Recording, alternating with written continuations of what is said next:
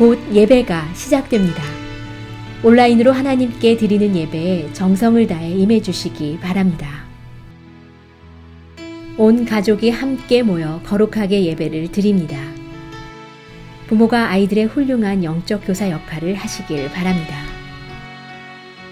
단정한 복장으로 예배를 드립니다. 성경책을 지참합니다. 예배 10분 전부터 예배 준비를 완료하고 기도합니다. 올바른 자세로 모든 순서에 정성을 다해 참여합니다. 핸드폰보다는 TV나 컴퓨터 모니터로 예배를 드립니다. 예배에 집중하여 하나님의 은혜를 기대합니다. 헌금은 정성껏 준비해서 우편으로 보내시거나 직접 교회 사무실 헌금함에 봉헌합니다.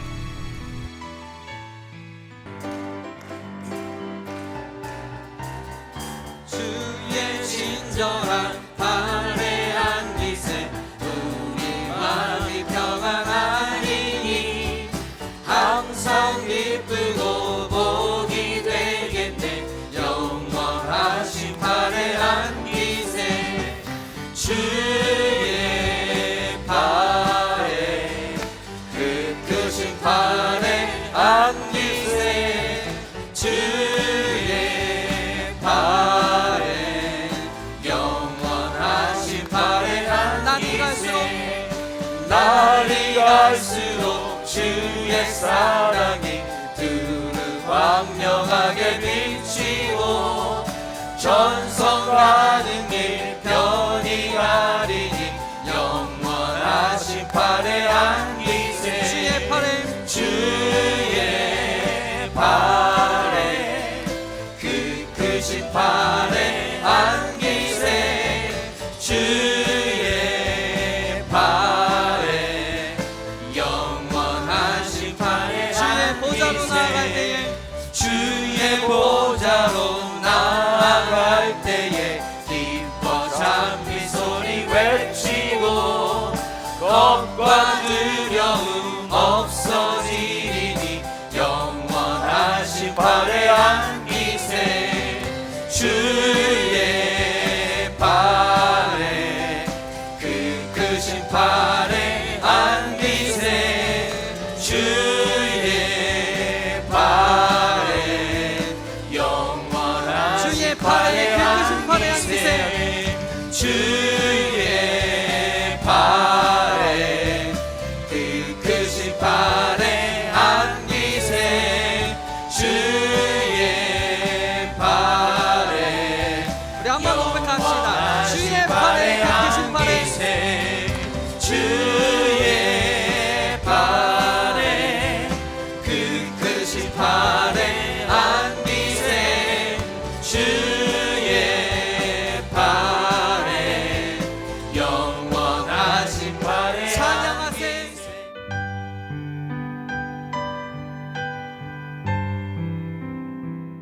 늘 예배하는 자를 기뻐 찾으시는 우리의 하나님 아버지, 허물과 죄로 죽었던 저희들을 불쌍히 여기셔서 이제 새 생명으로 자녀 삼아 주시고 주님 앞에 예배자로 서게 하심을 감사드립니다.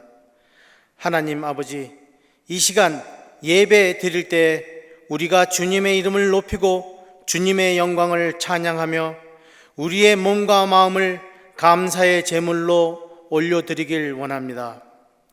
사랑이 많으신 하나님 아버지, 전 세계로 확산된 바이러스의 세력을 다스려 주시고 하루속히 일상에 복귀하게 하시고 모두가 다시 한번 재도약하게 하여 주시옵소서. 전 세계에 만연한 두려움과 공포가 예수 그리스도의 이름으로 떠나가게 하시고 하나님의 위로하심과 성령의 능력이 강력하게 임하며 영적 싸움에서 승리케 하소서. 코로나 바이러스로부터 사회, 경제적 취약계층을 보호하여 주시고 우리 모두가 생활의 어려움을 잘 이겨내도록 도와주시옵소서.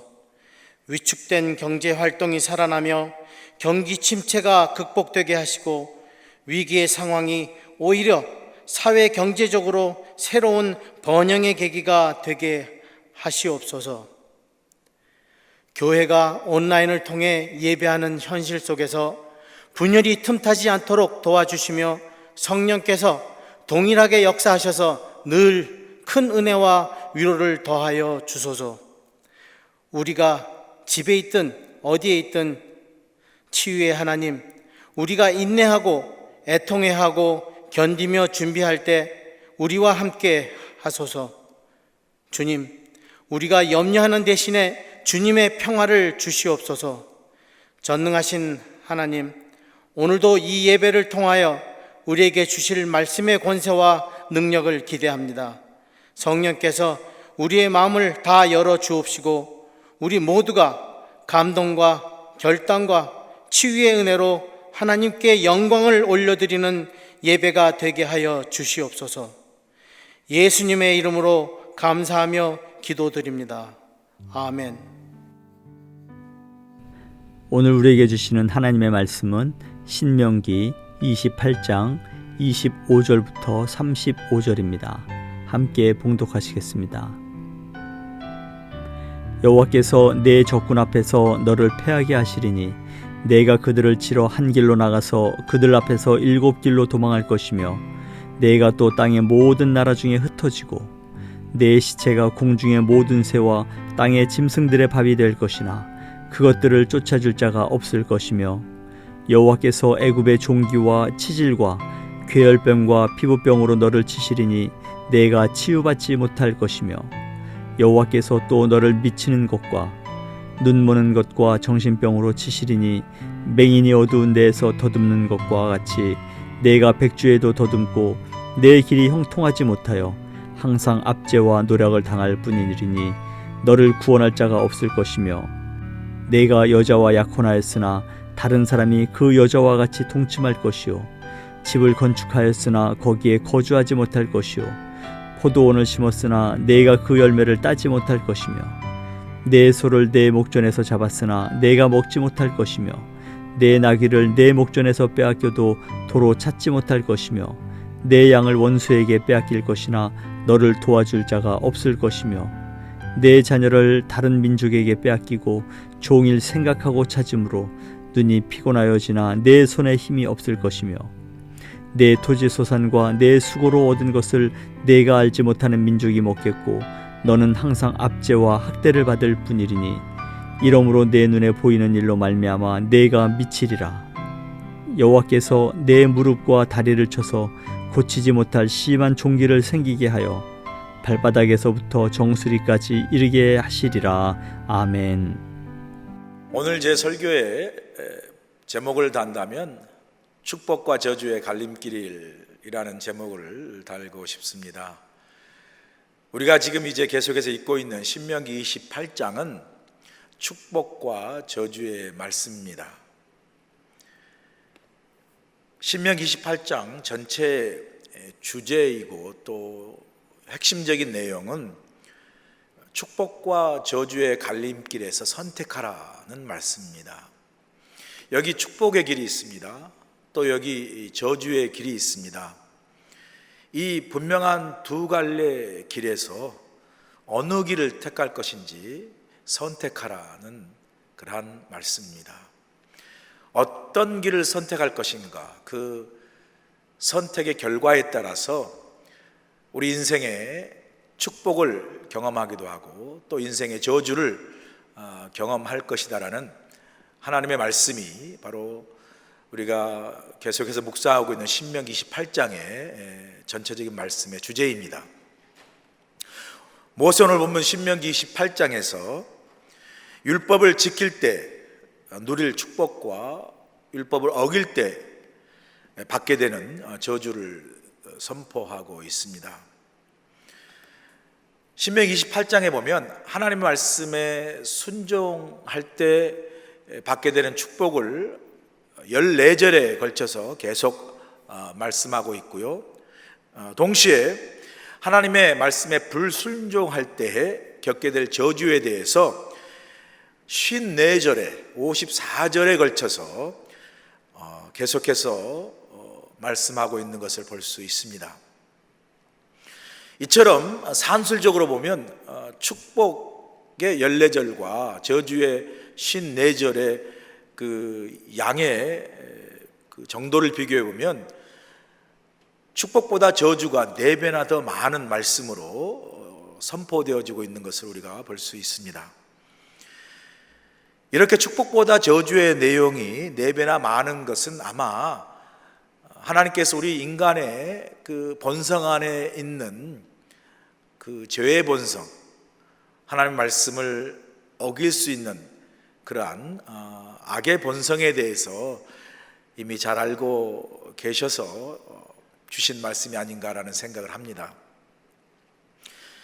이렇게 인간의 죄성이 반영된 축복보다 더 많은 저주의 말씀을 통해서 하나님께서 우리에게 주시는 메시지는, 이렇게 하나님 말씀을 거역할 때 우리가 이 저주라는 말씀을 통해서 치러야 할 대가에 대해서 그것이 얼마나 큰가, 그것이 얼마나 우리 인생을 파괴하고 우리 삶을 파괴하고 우리 공동체를 파괴하는 것인지를 아주 저주의 말씀을 통해서 강력하게 경고를 하고 있는 것이죠.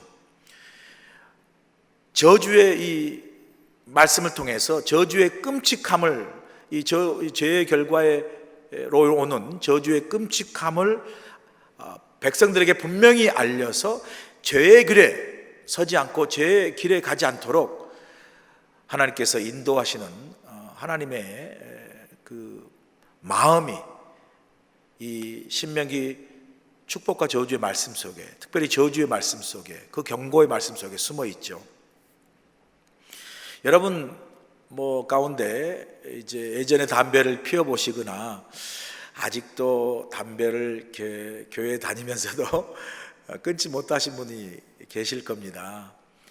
지난번 교회에도 한 권사님이 계셨는데 참 교회도 열심히 하고 또 신앙생활 잘하는 권사님인데 그 담배를 못 끊으셔가지고 담배를 피우시는데, 한 번은 저에게 목사님 안녕하세요 하고 인사하는데 그 인사하다가 담배값이 제 앞에 뚝 떨어졌어요. 그러니까 얼마나 당황스러워요. 그래서 제가 친절하게 이렇게 땅에서 주워서, 권사님 몸에도 안 좋은 담배 왜 이렇게 많이 피우세요? 웬만하면 끊으세요. 그러고 제가 이렇게 주워드렸습니다. 그런 적도 있는데, 이제 담배 아직도 못 끊으신 분들이 계실 분도 계실 거예요. 담배를 이제 피우신 분은, 아직 피우고 계신 분은 아시겠지만 담배가 얼마나 몸에 백해무익하다고 하지 않습니까? 그래서 이 나라에서 이제 담배를 판매하면서 전매청에서 요즘 최근에는 이제 담배 흡연의 폐에 대해서, 그러니까 흡연을 할 때 얼마나 우리의 몸에 백해무익한 것인가, 그 폐해를 잘 알리기 위해서, 경고하기 위해서 담배 값의 그 겉에 그 경고의 그림과 문구를 이렇게 인쇄해서 팝니다. 제가 이제 담배 그 값에 인쇄된 경고 글과 문구 최근에 한국에 있는 것들을 보니까 정말 그 경고와 그 문구와 그림을 보면요, 담배 피우고 싶은 생각이 싹 달아날 것 같아요. 그 담배값 겉에 보면은 폐암, 그 다음에 그 후두암, 그 다음에 구강암, 담배로 인해서 생긴 그 암들, 그 암들을 실질적으로 사진으로 보여주고, 수술할 때 그 몸을 찢어서 그 안에 담배로 인한 암의 어떤 그 모습들을 정말 적나라하게 사진으로 보여줍니다. 이렇게 후두암 있는 사람들, 이런 거 구멍이 뻥 나 있고요, 그 구강암, 혀에 나 있는 그 입안에 나 있는 암을 보면 막 암세포가 이렇게 덩어리가 자란 것들을 직접 사진으로 보여주는 건, 이렇게 보여주는데 보면요, 섬뜩해요, 끔찍해요. 그러면서 그 다음에 문구가 있습니다. 이게 참 인상적이에요. 그렇게 그 암의 다양한 흡연으로 발생한 암에 대한 그림을 보여주고 경고 그림을, 그 다음에 경고 문구가 뭐냐면 이거예요. 그래도 피우시겠습니까? 그렇게 달려 있습니다. 그래도 피우시겠습니까? 이렇게 그 실제적인 암의 그 끔찍한 사진과 그 경고 문구, 그래도 피우시겠습니까? 라는 그 그림과 문구를 통해서 흡연에 대한 그 백해무익한 것에 대한 경각심, 그래서 얼마나 우리가 그 흡연으로 인해서 우리의 몸과 마음과 생명을 잃어버릴 수 있는 그런 경고, 그래서 그런 경고와 경각심을 통해서 금연의 동기를 유발하여 담배를 끊을 수 있도록, 그래서 건강하게 살아갈 수 있도록 경고를 주는 거죠. 그게 담배값의 경고 그림과 문구를 통해서 그래도 피우시겠습니까? 라는 그 경고문을 통해서 주는 하나의 그 의미죠. 생명을 건강하게 살 수 있도록 보호하기 위한 하나의 의미입니다. 오늘 본문의 말씀도 마찬가지입니다. 오늘 본문의 말씀은 이제 신명기 축복의 부분은 지나가고 신명기 안에 28장 안에 하나님 말씀에 불순종하고 어기고 거역하면 이런 저주를 받을 것이다 라는 그러한 그 저주의 말씀이 오늘 본문이죠. 그래서 하나님 말씀에 불순종하면 그 결과로 임할 저주의 끔찍한 그러한 결과를 자세히 기록하고 선포한 후에 마치 담배값의 경고문구처럼 오늘 이 말씀도 그런 저주의 끔찍한 결과, 죄로 인해서 불순종을 해서 그 저주의 끔찍한 결과들을 기록하고 선포한 후에 마치 우리에게 이렇게 말씀하는 거 아니겠습니까? 하나님이 그래도 불순종하겠느냐, 이렇게 주는 경고와 같다라는 생각을 합니다. 그래서 이렇게 저주의 끔찍한 결과, 그래서 그래도 불순종하겠느냐라는 그런 경고의 말씀을 통해서 우리로 하여금 죄의 길, 또 저주의 길을 걷지 않고 우리의 삶이 생명의 길, 그리고 생명을 안전하게 보호받고 그 속에서 행복한 삶을 누리도록 우리를 인도하시는, 그리고 그렇게 그런 행복한 삶을 살도록 하시는 하나님의 그 진정한 마음, 그 의도가 이 저주의 말씀 속에 숨어 있는 것이죠. 그게 우리로 하여금 이 저주의 말씀을 통해서 건강하고 행복한 삶을 살도록 인도하고 싶은 마음이 하나님의 본심이죠. 이 저주의 말씀을 통해서 주시는 하나님의 본심입니다. 자, 오늘 본문의 저주 내용을 한번 볼까요? 25절에서 26절의 저주가 뭡니까? 전쟁에서 패배함으로 말미암아 나라를 잃어버리는 망국의 저주이죠. 25, 26절 보시면 이 불순종한 백성들이 전쟁에 나가서 적군과 싸울 때 하나님께 불순종함으로, 하나님이 이스라엘 백성들의 사상 속에서는 비록 자신들이 전쟁을 하지만 전쟁을 행하시고 전쟁을 이기게 하신 분은 하나님이신데 하나님께 불순종함으로 하나님이 떠나버리는 거죠. 그렇게 되므로 어떻게 되죠? 결국은 전쟁에서 패함으로 도망하게 되죠.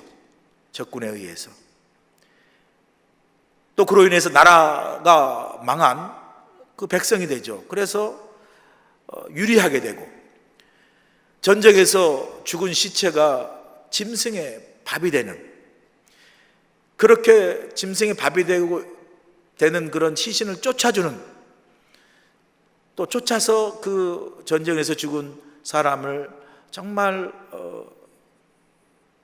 잘 장사하고 안치할 수 있는 그러한 기회도 얻지 못하는, 얼마나 그 불행합니까? 저주의 결과를 말씀하고 있죠. 특별히 이제 6월달이지 않습니까? 지금은 6월달은 한국에서는 호국 보훈의 달이죠. 그러니까 순국 선열의 달이라고도 하고요. 그래서 6월 6일, 오늘 이제 6월 6일이죠. 오늘 새벽이 6월 6일인데 한국은 6월 6일 날 국가 공휴일이잖아요. 현충일이잖아요. 나라를 위해서 정말 지키기 위해서 전쟁에서나 뭐 독립투사 모든 걸 통해서 목숨 잃어버린 사람들을 이렇게 이제 기념하고 기리는 그런 날이 바로 현충일입니다. 정말 나라를 지키기 위해서 전쟁에서 죽은 그러한 그 선열들을 나라에서 어떻게 합니까? 그분들의 죽음을 헛되지 않도록 하기 위해서 그 국립묘지에 이렇게 안장하잖아요. 그래서 이런 6월 6일 날 현충일 같은 날, 우리 미국에서는 5월 25일이 메모리얼 데이 지나갔지만 그런 날을 우리를 통해서 그분들의 죽음을 기억하고 헛되지 않도록 그렇게 우리가 정말 아름답게 예식을 갖추고 또 그분들에게 감사를 표하지 않습니까? 여기 가까운 우리 펀치볼 세메추리도 이제 내셔널 국립묘지죠. 많은 전쟁에서 먼저 이렇게 목숨을 잃은 선열들이 이제 묻혀 있습니다. 그런데 여러분, 하나님의 저주는 그 전쟁에서 죽었음에도 정말 그 죽음이 들판에 버려져서 짐승의 밥이 되어서 그렇게 무의미하게 죽여져 버려지는 그 죽음이 얼마나 헛된 겁니까? 그 자체로 이미 불행이고 저주죠. 그뿐 아니죠. 나라가 망하면 백성들이 이제 나라를 떠나잖아요. 뭐 여러분, 나라가 망해서 2000년 동안 온 세계를 나라 없는 백성으로 유리했던 이스라엘 백성들 한번 생각해 보세요. 뿐만 아니라 그렇게까지 갈 필요 없습니다. 나라가 망하지 않아도 나라가 완전히 그 내전으로 인해서 완전히 나라가 그 황폐해질 때 백성들이 그 땅에 살지 못하고 그 땅을 떠나야 되는 고통, 대표적인 나라가 시리아잖아요. 시리아가 지금 난민 사태로 벌써 2015년부터 5년 전부터 그 시리아 내전이 격화되므로 시리아에 살던 그 국민들이 터키로 또 뭐 유럽으로, 헝가리로, 뭐 이탈리로, 뭐 그리스로, 영국, 뭐 독일로, 프랑스로 흩어져 막 그 난민처럼 표류하잖아요. 그 난민들을 안 받겠다고 또 거부하고 정말 불행하잖아요. 나라를 떠나고 고향을 떠났는데 또 받아줄 곳도 없고. 제가 지난번 성지순례 갔을 때 그리스에 갔더니 그리스 한 지역이 시리아에서 온 난민들이 모여있는 지역인데요, 거의 폐허가 된 아파트에 그냥 시리아에서 온 난민들이 그냥 수만 명이 들어가서 그냥 집단을 이루고 사는데요, 참 불쌍합니다. 나라 없이 이렇게 표류하는 난민들이 불쌍해요.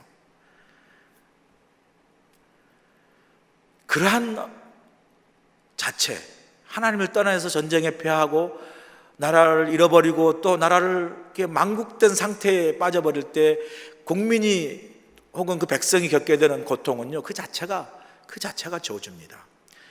하나님의 말씀 불순종하고 하나님을 떠날 때 그런 저주가 임한다고 표현하고 있지 않습니까? 그런 점에서 정말 하나님 안에서 한 나라가 말씀 안에 세워지고 믿음으로 세워져서 하나님의 도우심으로 나라를 든든히 지키는 게 얼마나 귀한 일인지 모릅니다. 우리가 비록 한국 조국을 떠나 살지만 여러분, 우리 한국도 일제 식민 치하를 경험하지 않았습니까? 나라를 빼앗긴 경험을 했기 때문에 그 빼앗겼을 때 우리 국민들이, 당시 조선 국민들이 만주로, 연해주로 얼마나 흩어졌습니까? 그리고는 연해주 흩어졌던 그 고려인들은 또 스탈린 때 1920년쯤 해서 30년 그 근간에 그냥 강제로 이주당했잖아요. 우즈베키스탄, 카자흐스탄 같은데 20만 명이 넘는 나라를 잃고 정말 방황해서 연해주에 정착했던 그 조선인들이 또 강제로 그렇게 한겨울에 30일 이상 기차를 타고 그냥 겨울 한복판에 벌판에 버려졌잖아요. 제가 카자흐스탄 선교에 갔을 때 그 고려인들이 한 달 이상 정말 기차 타고 와서 아무것도 없는 그 황량한 벌판에 그 겨울에 얼마나 춥습니까? 거기에 그냥 다 풀어버렸잖아요. 알아서 살든지 말든지. 그래 토구를 팔고 사는, 그러다가 얼마나 많은 고려인이 죽었는지 그 고려인들의 그 들판에 있는 묘지를 가보면서 참 찹찹하더라고요. 얼마나 힘들었을까. 나라 잃은 소름이죠. 그런 점에서 우리가 한국과 또 우리가 제2의 조국으로 사는 미국을 위해서 기도하고 하나님의 은혜와 하나님의 보호하심 속에 정말 나라가 세워지고 또 지켜지는 것이 얼마나 귀한 일인가를 우리가 늘 기도 속에 내 기도만이 아니라 나라를 품는 기도가 꼭 우리에게 필요한 줄로 믿습니다. 또 27절에 29절에 보면 또 저주가 말씀되지 않습니까? 27절 29절의 저주는 뭡니까? 육신의 질병과 또한 정신병으로 고통받는 총체적 삶의 위기를 겪는 그러한 저주죠. 여기 하나님 말씀을 떠나니까 하나님이 불순종하는 그 이스라엘 백성들에게 질병을 허락해서 친다고 말씀하지 않습니까? 종기와 치질과 괴혈병과 피부병으로 치신다. 그런데 그 병에 걸린 그 백성들에게 어떤 저주를 내립니까? 내가 그 병이 걸렸어도 치유를 받지 못할 것이다, 이렇게 말하죠. 그런데 설상가상으로 이런 육신의 질병뿐만 아니라 또 어떤 질병까지 가세가 되냐면 눈을 보지 못하는 실명과 나아가 정신질환, 정신이 미쳐버리는 그런 정신병의 질환도 겪게 되는 고통을 이렇게 저주로 받게 되는 말씀을 주고 있습니다. 여러분 생각해 보세요. 육신의 질병도 고통스러운데 정신까지 온전하지 못해서 정신병과 창남 같은 질병 속에 있다면 그야말로 총체적인 위기죠. 인생이 이렇게 육신의 질병도 온전하지 못해요. 육신도 정신도 온전하지 못해요.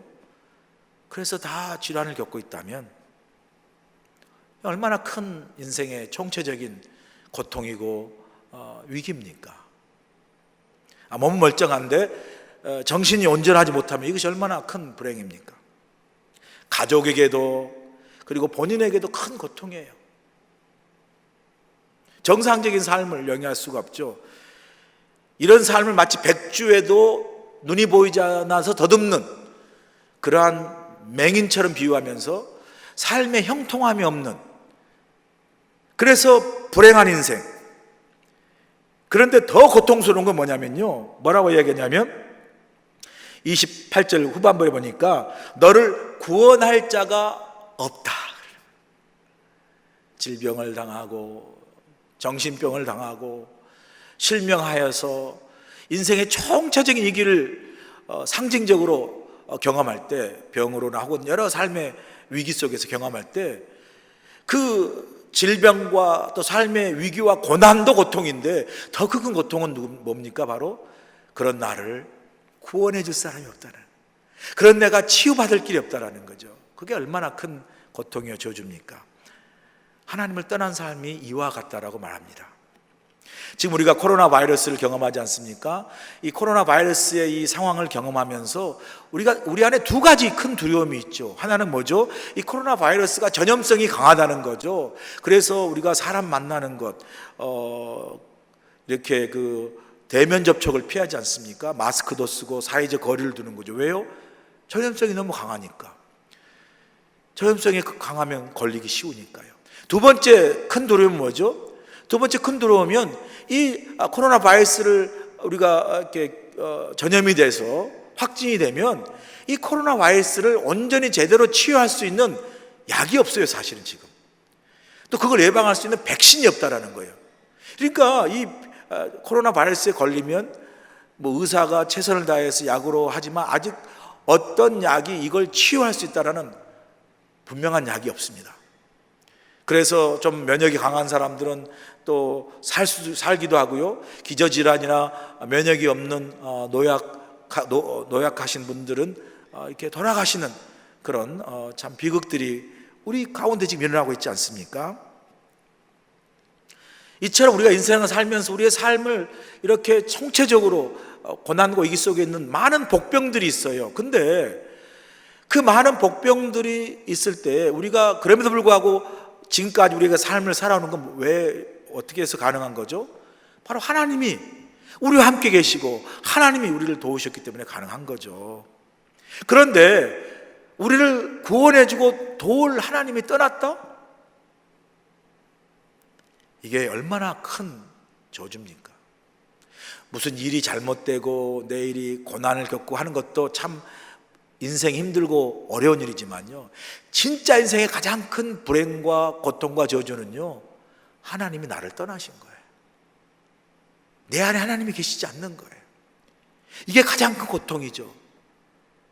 하나님 내 안에 살아계시고 나와 함께 하신다면 내가 설령 고난과 어려움을 삶 속에 경험한다 할지라도 내가 하나님께 나아가서 기도하고 하나님 앞에 눈물을 흘리면서 그 하나님 주에 그 속에서 주신 하나님의 위로와 은혜를 경험하며 다시 살아갈 힘과 용기를 가지는 그런 은혜를 우리가 하나님이 우리와 함께 하실 때 경험하지 않습니까? 그럼 하나님이 떠나신다? 우리가 어디에서 우리의 도움을 구할 수 있겠습니까? 여호수아에게 하나님이 말씀하시죠. 두려워하고 이제 모세도 죽고 가나안 땅에 어떻게 들어갈까 두려워할 때 여호수아 1장 8절 9절에 분명히 이야기합니다. 이 율법책을 내 입에서 떠나지 말게 하며 주야로 그것을 묵상하여 그 안에 기록된 대로 다 지켜 행하라. 그리하면 내 길이 평탄하게 될 것이며 내가 형통하리라 말씀하시고요, 내가 내게 명령한 것이 아니냐, 강하고 담대하라. 두려워하지 말며 놀라지 말라. 내가 어디로 가든지 내 하나님 여호와가 너와 함께 하느니라 하시니라. 그리고 또 말씀하시죠. 네, 그렇게 말씀하시죠. 여호수아에게 하나님께 분명히 말씀합니다. 하나님 말씀 안에 거하라. 무슨 말이에요? 순종하라. 그래야면 내가 너와 함께 할 것이고 내 길을 평탄케 하시고 내 길을 형통하게 할 것이다 라고 말씀하십니다. 하나님이 함께 하시면 우리가 누구를 두려워하겠습니까? 여러분, 하나님이 내리시는 가장 큰 저주, 그게 막 우리가 잘못했다고 죄를 졌다고 막 심판하고 막 징벌하고 벌 주는 그게 아니라요, 진짜 가장 큰 벌은요, 가장 큰 저주는 하나님 우리를 떠나시는 거예요. 하나님 우리에게 무관심하신 거예요. 그냥 그대로 내버려 두시는 거예요. 사랑의 반대는 미움이 아니라 무관심이라고 이야기하지 않습니까? 같은 것입니다. 하나님이 우리를 떠난 것이 가장 큰 저주죠. 구원할 자가 없다라고 말씀하시는 게 바로 그 말씀이시죠.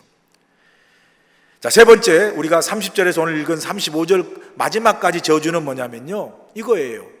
여러 말을 많이 저주의 말씀을 하셨지만 그 모든 걸 요약해보면 30절에 35절의 저주는 바로 인생의 내일과 미래가 없는 저주예요. 이 30절 35절 보면 약혼녀를 다른 사람에게 빼앗기고 건축한 자기 집을 빼앗기고 내가 경작한 과실과 소와 양과 나귀를 빼앗깁니다. 그리고 토지 소상과 수고로 얻은 것을 다 빼앗기고 다른 사람이 탈취하고 다른 사람이 먹습니다.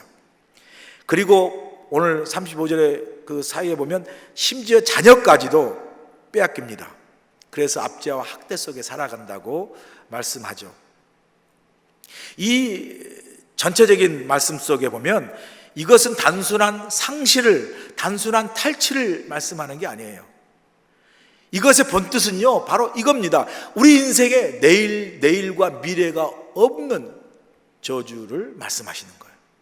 여러분, 약혼녀가 있어요? 그 약혼녀를 통해서 결혼해서 함께하는 내일의 미래, 행복한 미래를 꿈꾸는 거죠. 그리고 새로운 집을 지었어요. 건축했어요. 그럼 그 집에 들어가서 온 가족이 정말 행복하게 살 내일을 꿈꾸는 거죠. 과수나무를 심고 토지에 씨를 뿌리고 가축을 기르는 건 뭡니까? 그 수고한 후에 미래의 열매를 축복으로 거두기 위해서 수고하는 것이죠. 그리고 자녀가 뭡니까? 자녀는 우리 인생의 다음 세대에 오는 우리의 미래고 내일 아닙니까? 그런데 이것들을 다 빼앗긴다는 게 뭐죠? 결국은 우리 인생의 내일과 미래를 다 빼앗긴다는 거죠. 내 인생에 내일이 없어요. 상실돼 버리는 거죠. 그래서 내 인생의 내일과 미래를 다 빼앗기는, 상실해버리는 저주를 하나님이 떠날 때 경험하게 되는 것을 말씀합니다. 여러분, 그렇지 않습니까? 지금 내가 당장은 너무 고생하고 힘들지만 그래도 내일의 소망이 있다. 미래의 어떤 오늘의 땀과 수고가 미래의 열매가 있다는 확신이 있으면요, 오늘의 수고, 오늘의 눈물도 우리가 거뜬히 정말 가슴에 안고 나갈 수 있죠. 왜? 내일이 있으니까. 왜요? 미래가 있으니까. 그런데 생각해 보세요. 오늘 내가 살아가는데 오늘 내가 수고하고 땀 흘리며 살아가야 할 그 동기와 이유가 내일과 미래가 없으면 사라지는 거죠. 여러분, 내일과 미래를, 내 인생의 내일과 미래를 뺏기는 것이 얼마나 큰 고통이고 저주인가 한번 생각해 보세요. 오늘 본문에서 언급한 이 모든 저주들을 한마디로 정의해서 표현한 구절이 본문 34절입니다. 본문 34절 보세요. 이러므로 내 눈에 보이는 일로 말미암아 내가 미치리라 그래요. 여러분, 이 표현을 보세요. 이 표현이 오늘 여러 말씀으로 주신 하나님께 불순종함으로 겪게 되는 여러 저주의 말씀을 그냥 한마디로 함축해서 표현한 기가 막힌 말이죠. 무슨 뜻입니까? 우리가 인생을 살면서 내 눈으로 보는 모든 일이 나를 미치게 한다는 거예요. 이게 어떤 뜻이에요, 여러분? 속된 표현에 좀 이런 표현이 좀 어색하지만 나를 돌게 한다는 거죠. 여러분, 우리가 가끔 살다가 일이 안 풀리고 막 꼬일 때 막 그래서 너무너무 고통스럽고 괴로울 때 사람들이 좀 이렇게 속된 말로 어떻게 표현합니까? 야, 정말 미치겠네, 정말 돌아버리겠네, 뭐 그런 말 하잖아요, 여러분. 여러분 생각해 보세요. 내가 하는 모든 일, 그래서 내가 보는 내 인생에서 경험하는 이 모든 일이 나를 행복하게 하고 내가 수고한 그 노력과 결과, 열매, 땀의 열매와 결과를 얻어야 될 텐데 내가 보고 수고한 모든 일이 나를 정말 미치게 하고 속된 말로 되는 일이 없는 거예요. 다 일이 나를 정말 고통스럽고 괴롭게 하는, 차라리 죽는 게 낫겠다, 차라리 정말 내 온정신으로 제대로 못 살겠다 라고 말할 정도의 그 삶으로 내 삶이 이루어진다면 그 삶이 얼마나 고통스럽고 그 삶 자체가 얼마나 저주스러운 삶이 되겠습니까? 여러분, 진정한 행복이 무엇입니까? 하나님의 은혜 안에 사는 것이죠. 여러분, 행복은 소유나 권세에서 오는 게 아니죠. 이것들 언제나 빼앗기고 사라질 수 있는 것 같은 거 아니겠어요? 진정한 행복은 뭐죠? 하나님의 은혜와 사랑 속에 사는 거죠. 예수님 요한복음 15장에서 포도나무와 가지의 비유를 통해서 우리 인생의 진정한 행복이 무엇인가를 아주 분명하게 비유로 잘 표현해 주지 않았습니까? 요한복음 15장 5절에 7절 보세요. 나는 포도나무요 너희는 가지라. 그가 내 안에 내가 그 안에 거하면 사람이 열매를 많이 맺나니 나를 떠나서는 너희가 아무것도 할 수 없습니다. 그러면서 말씀합니다. 사람이 내 안에 거하지 아니하면 가지처럼 밖에 버려져 마르나니 사람들이 그것을 모아다가 불에 던져 사르느니라. 너희가 내 안에 거하고 내 말이 너희 안에 거하면 무엇이든지 원하는 대로 구하라. 그리하면 이루리라. 이것이 아주 신명기 말씀과 일맥상통한 거죠. 너희가 하나님 말씀에 순종하면 마치 포도나무가 가지가 포도나무에 붙어 있으면 하나님께서 축복하신다. 하나님의 말씀이 우리 안에 거하듯 우리가 말씀을 순종하고 그 말씀을 청종하고 따르면 무엇이든지 구하라. 그래야만 내가 얻을 것이다, 열매를 맺을 것이다 말씀하신 말씀에 순종하면 축복을 걷는 것이고요, 반대로 하나님의 말씀에 불순종하면 이 많은 저주의 말씀을 주시면서 경고하지 않습니까? 주님도 동일하게 말씀하십니다. 내가 내 안에 거하지 아니하고 내 말이 너희 안에 거하지 않아. 포도나무 가지가 포도나무에 떨어져 있으면, 떠나면 말라져 밖에 버리나니 결국은 어떻게 되죠? 불살라 태워지는 그러한 불행한 인생을 사는 것을 예수님도 동일하게 경고하고 있는 것이죠. 오늘 제가 신명기 28장을 이제 묵상하면서 제가 마음속에 이 시가 생각이 나는 거예요. 미국의 유명한 시인이죠. 로버트 프로스트의 그 가지 않는 길, The Road Not Taken이라는 시가 있습니다. 시의 내용은 뭐 간단히 요약하면 이런 거죠. 가을에 단풍이 든 숲 속에 두 갈래 길이 났다는 거죠. 그 한 사람이 가을에 아름답게 난 두 갈래 그 숲길 그 갈림길에서 서서 한참 그 두 길을 바라본 거죠.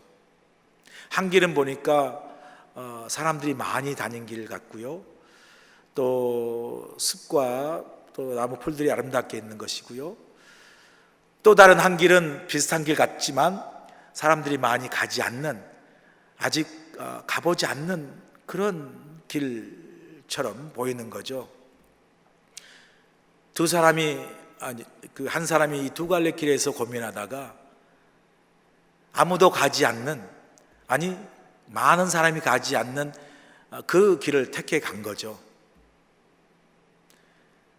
그리고 어떻게 마지막에 고백하냐면 이렇게 고백합니다. 그러다가 또 하나의 길을 택했습니다. 그 길은 풀이 더 무성하고 사람이 밟은 흔적이 많지 않는 길을 택했습니다. 오랜 세월이 흐른 다음 나는 이야기합니다. 두 갈래 길이 숲속으로 나 있었다.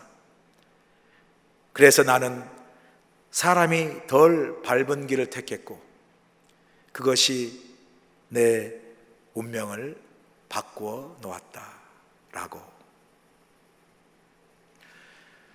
이 로버트 프로스트의 그 가지 않는 길에 나오는 이 두 갈래 길이 마치 오늘 신명기 28장에 우리 앞에 서 있는 두 갈래 길, 하나는 축복의 길, 하나는 저주의 길 앞에 서 있는 우리 모습과도 같지 않습니까?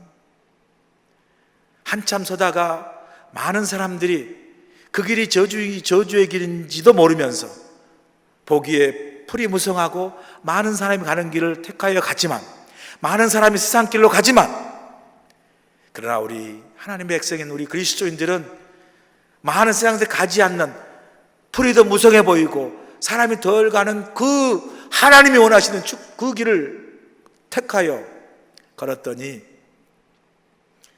이제 우리의 시간들이 지나고 5년, 10년이 지나고 저와 여러분 인생을 돌아보았을 때, 그때 많은 사람이 갔던 세상 길을 택하지 아니하고 내가 하나님 말씀에 순종하여 하나님이 원하시는 길을 택하였더니 내 인생을 돌아보니 그 선택 때문에 내가 축복의 은혜를 입었고 그 선택이 내 인생의 운명을 바꾸어 놓았다. 내 인생 운명을 축복의 삶으로 바꾸어 놓았다라는 확신에 찬 고백과 믿음으로 우리의 삶을 살아갈 수 있는 저와 여러분, 우리 모두가 되시기를 주로 간절히 축원합니다.